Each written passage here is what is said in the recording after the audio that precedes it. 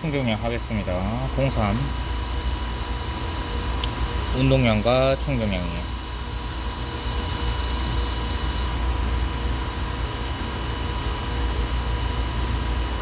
했을 때 뭐 이건 통합각 됐으니까 빠르게 하겠습니다. 첫 번째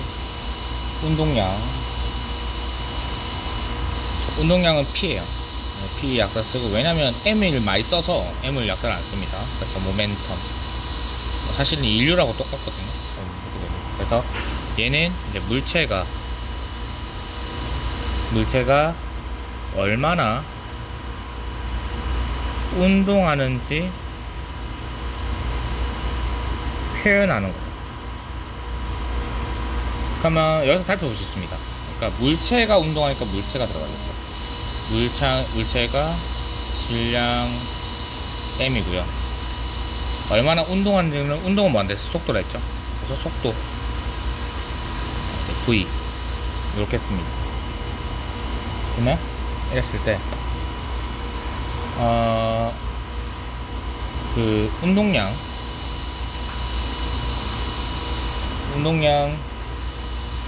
P는 그래서 얘는 이제 MV 이렇게 쓰죠. 단위는 다들 아시다시피 단위는 킬로그램 미터 퍼 세크 씁니다. 그 다음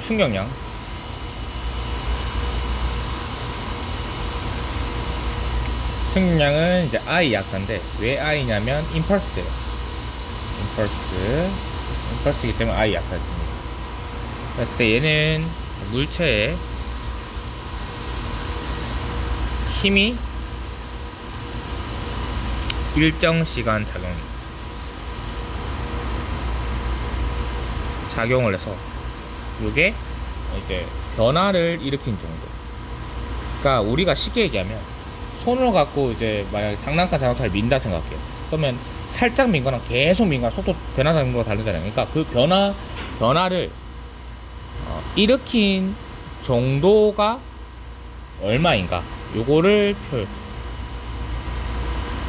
표현해주는 물량이에요. 자, 그 다음에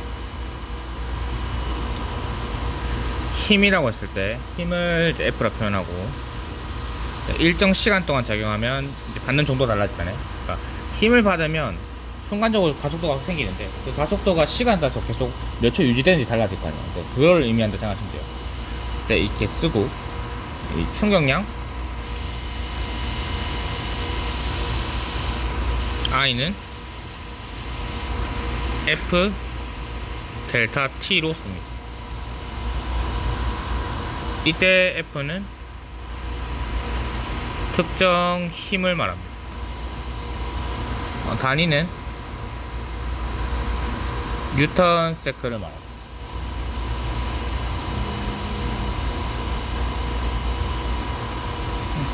그리고 이제 만약에 이거 두 가지 관계를 좀 더 생각을 해보면 이렇게 셀 수 있어요. 시그마 F가 우리가 0이 아니라고 하면 결국 가속도가 0이 아니다라고 이제 가속도의 법칙에서 얘기했었죠. 어디 있냐면 여기서 얘기를 했었잖아요, 맞죠? 그래서 요걸 가지고 얘기를 하면 이렇게 표현이 됩니다.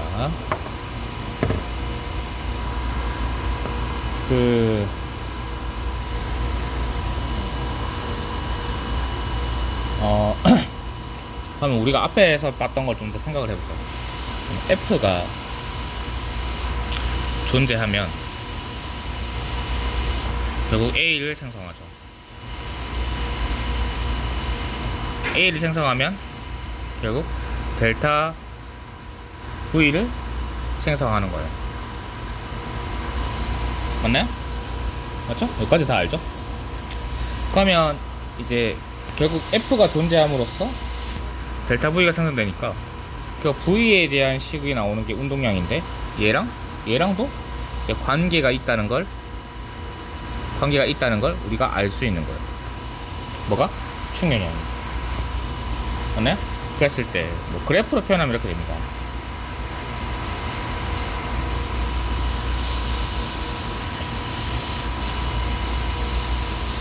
이게 시간 F라고 할게요. 그랬을 때 이런 식으로 그래프를 그리면 어떻게 돼요? 여기는 힘의 변화가 있죠. 그러니까 가속도가 증가해질 거예요. 맞죠? 가속도가 일정하지 않죠? 여기는 힘이 일정하죠? 힘이 일정하니까 어떻게 돼요? 가속도가 일정하겠다. 그럼 이 민넓이는 뭐 여러분들 이제 알죠? 뭐예요? 시간 곱하기 힘이니까 얘가 되겠죠? 맞죠? 그 다음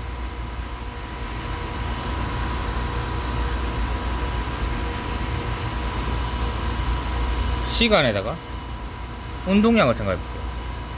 초기 운동량을 P0로 잡고요. 나중 운동량을 P라 잡겠습니다. 했을 때 이렇게 변할게요. 이렇게. 그러면 얘는 이 델타 P의 변화가 일정한 거죠.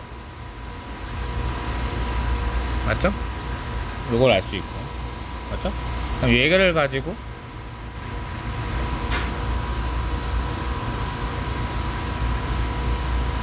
시간 속도 그래프, 제가 제일 좋아하는 그래프, 시간 속도 그래프를 고치면 V0일 거고 V를 했을 때 똑같이 그려지겠죠. 맞죠? 이렇게 바뀔 때 뭐가 필요합니까? P는 MV니까 V 이퀄 M분의 P에서 질량을 나눠주면 값이 나오겠죠. 뭐 이렇게 나올 거예요. 그랬을 때 먼저 요 관계 있는 것부터 우리 살펴보죠. 우리 관계는 뭐였습니까? 세 번째, 충격량과 운동량. 이거는 뭐 하도 증명을 많이 해줘서 여러분도 증명할 수 있을 것 같은데, I는 F 델타 T였어요. 그러니까 델타 T나 T나 똑같아요, 그냥 이렇게. 얘는 이제 1로 넘어갈 때 F는 MA를 쓰게 되면 M의 A의 델타 T가 될 거고, 얘는 M의 1로 넘어갈 때 어떻게 됩니까? A 이퀄 T분의 델타 V잖아요. 뭐 이거 델타 써도 되거든요. 그랬을 때 M의 어떻게 바뀌어요? 델타 V로 바뀌겠죠? 네? 그럼 델타 V는 MV 마이너스 V0니까 결국 MV 마이너스 MV0죠. 그럼 결국 뭐예요, 얘는? P 마이너스 P0, 결국 델타 P가 될 거예요. 이렇게 구할 수 있습니다. 그러니까 결국 I가 델타 P가 있으니까 결국 여기서 이제 유도할 수 있는 건 뭐예요? 이 운동량, 충격량하고 가속도 문제하고 섞어서 나올 수 있겠다 라는 게 나오죠. 그렇죠?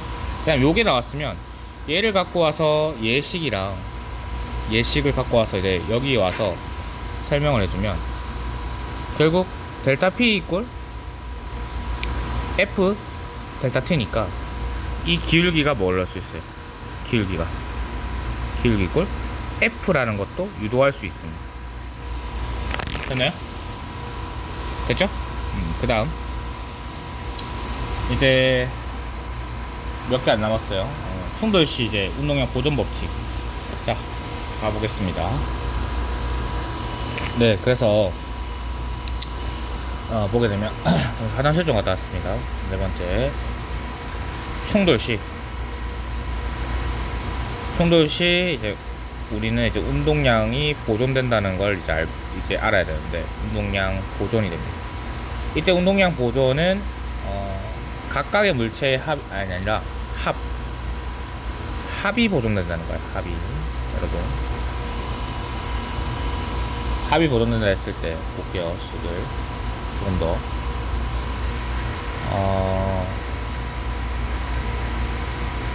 MA라는 물체가 있고 MB라는 물체가 있다 볼게요. 1로 V A0, 1로 이렇게 V B0. 속도는 상관없고 이렇게 할게요. 그냥 했을 때 만약에 뭐 여기서 영향을 알 수 있죠. 충돌을 할 가능성이 뭐 있냐라고 하면 당연히 VA0에 둘 다 플러스라고 했을 때 둘 다 플러스를 했을 때 VA0가 VB0보다 크면 됩니다. 네? 뭐 그 다음에 또는 VA0는 양의 값인데 VB0는 음의 값이면 돼요. 뭐 둘 다 음이라고 하면 또 반대겠죠? 맞죠? 뭐 음의 값이라고 하면 둘 다 음이다. 둘 다 음이면 당연히 뭐 VA0보다 절대값 VA0 크기가 절대값 VB0보다 작으면 되죠. 뭐 이런 건데. 그래서 얘가 충돌을 합니다. 충돌을 하게 되면 이제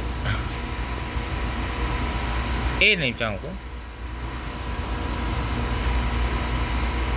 B 입장을 볼게요. 근데 B의 입장에서는 A의 영향을 못 해요. FAB의 힘을 작용 반작용에 의해서 맞죠? 얘는 FB의 힘을 받을 거예요. 근데 A 두 개가 힘이 뭐가 되나고요? 작용 반작용이 되죠. 맞나요? 그래서 절대값 FAB 하고 절대값 FBA가 같습니다. 맞죠? 이때 충격 시간도 델타 T로 동일하겠죠. 뭐 어떤 값이든 간에. 그럼 결국 IA, 그러니까 A가 받은 충격량 IA와 B가 받은 충격량 IB, 맞죠? IB.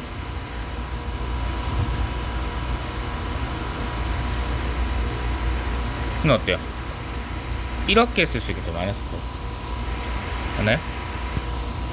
그럼 결국 얘를 의미를 하면 델타 PA랑 마이너스 델타 PB가 같다는 거를 알 수 있어요.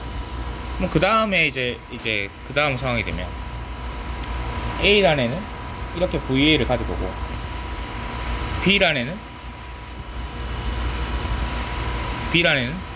VB를 가질 거란 말입니다. 이랬을 때 우리가 결국 여기에서의 합력 있죠. 여기에서의 운동량 합. 그러니까 PA0 플러스 PB0. 얘는 MA VA0 플러스 MB VB0잖아요. 그렇죠? 얘가 여기에 들어서는 델타 PA 플러스 PB로 되면 얘가 MA VA 플러스 MB VB일 건데, 이렇게 될 때 우리가 어떠한 값의 변화량은 초기값 빼기 나중값이잖아요. 그러면 나중값은 결국 초기값에서 델타 P를 더하는 거잖아요. 그럼 여기서 얘를 해주면 MA 어떻게 볼게요? 그러니까 요거 값은 결국에는 PA0 플러스 델타 PA 플러스 PB0 플러스 델타 PB인데,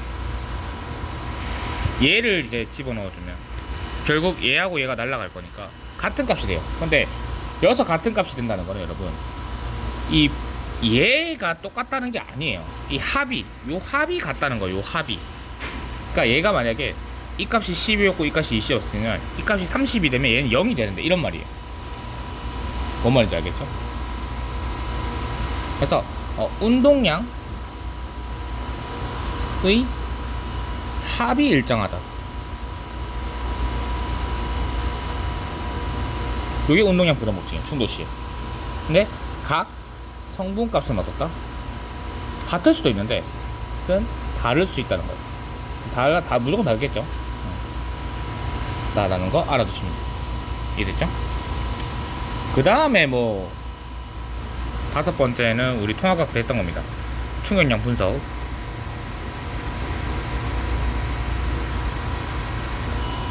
보게 되면 만약에 충격 여기 일정하다 볼게요. 여기 일정하면 I 이퀄 F 델타 T니까 결국 얘가 일정하다는 거잖아요, 여러분.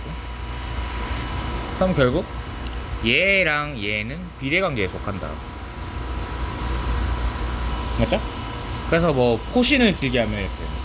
그러면 만약에 델타 t가 증가된다라고 하면 어떻게 될까요? 그러면 i가 증가되겠죠.